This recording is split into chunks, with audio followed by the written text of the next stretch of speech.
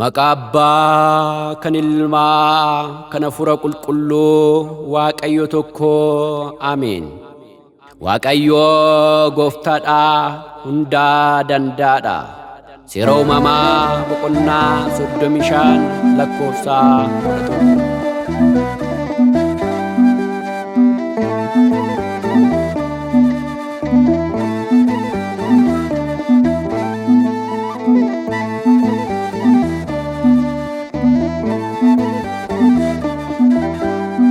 Waaqayyo mootiidha hundaa danda'aadha. Yesuus gooftaadha baraan jiraataadha. Waaqayyo mootiidha hundaa danda'aadha. Yesuus gooftaadha baraan jiraataadha.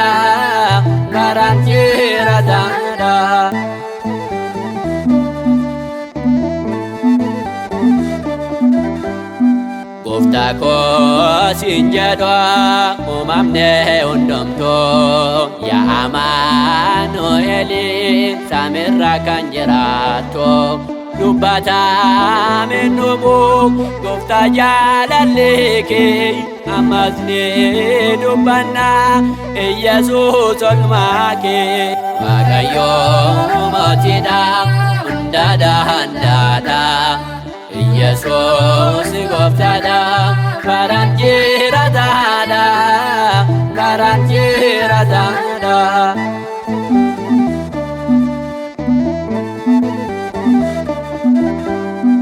Moora horii keessatti Yesuus dhalatee nu fayyisuuf jettee fannoorraa kan ooltee.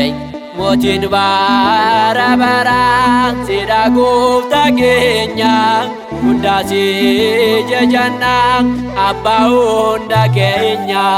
Waaqayyo mootiidha hundaa danda'aadha. Yesuus gooftaadha baraan jiraataadha.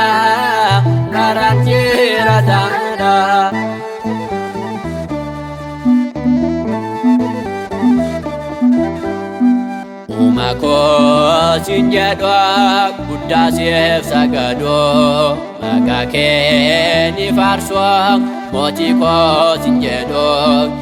Yesuus qofa jiraatan bara bara nuti si waammanna yaa abbaa araara. Waaqayyo mootiidha hundaa danda'aadha. Yesuus gooftaadha baraan jiraataadha.